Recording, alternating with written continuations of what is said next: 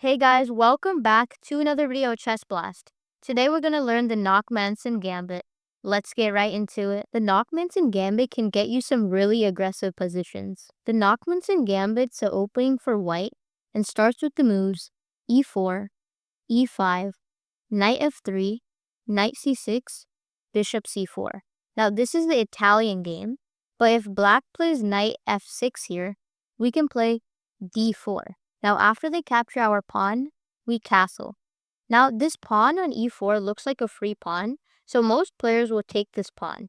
But now we can play knight c3, marking the Nakhmanson Gambit. When we play knight c3, most players will be extremely confused because it looks like we're just giving them a free knight. But there's a catch. If they take our knight, we can play bishop takes f4, a spectacular bishop sacrifice. Once black captures our bishop, we can play queen to d5, a double attack, to their king on f7 and knight on e4. In this position, the most natural move for black is king to e8. Once black plays king to e8, instead of recapturing the knight right away, we can play rook to e1, pinning it instead, and we're going to take it with the rook next move. In this position, most players play bishop to e7 to shield their king. Now, we can play rook takes e4. Now, in this position, our main plan is to go bishop g5 and then rook e1, putting immense pressure to the bishop on e7. After a move like d6, we can play bishop to g5. Now, the most common move is rook to f8. And now we can play rook to e1. The only way for your opponents to defend themselves here is rook to f7, defending their bishop on e7. Now we have a cool little trick.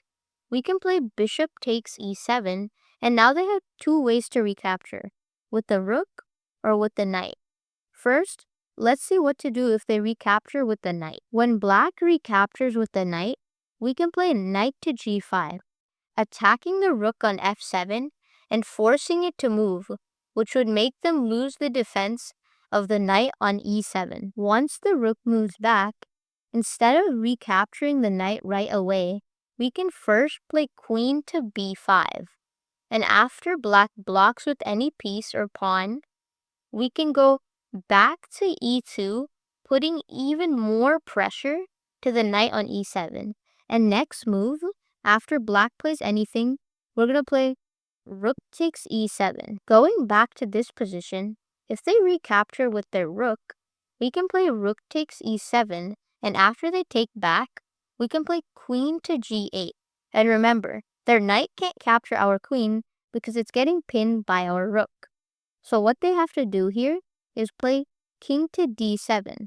After this, we can play knight to e5, a brilliant knight sacrifice. So once they capture our knight, we play rook to d1, a skewer to their king and queen. Now their king must move, and let's say they play king to c6. Well, actually, that's a forced move. So once they play king to c6, we can play queen takes d8, a free queen. Some of you may be wondering what to do against knight takes c3 in this position. If black plays knight takes c3, we just recapture the knight. Now, black can't capture our pawn back, because if they do capture our pawn back, we can play knight g5, and next move, we're just going to capture this pawn on f7 with either piece. Since they cannot capture our pawn here, they will probably just play a developing move. In this case, we can just develop, and we have an okay position. You should definitely play the Nakhmanson Gambit. It's a super aggressive, fun, and easy gambit to play. Anyways, guys, that's the end of this video. Make sure to like, share, and subscribe. Bye!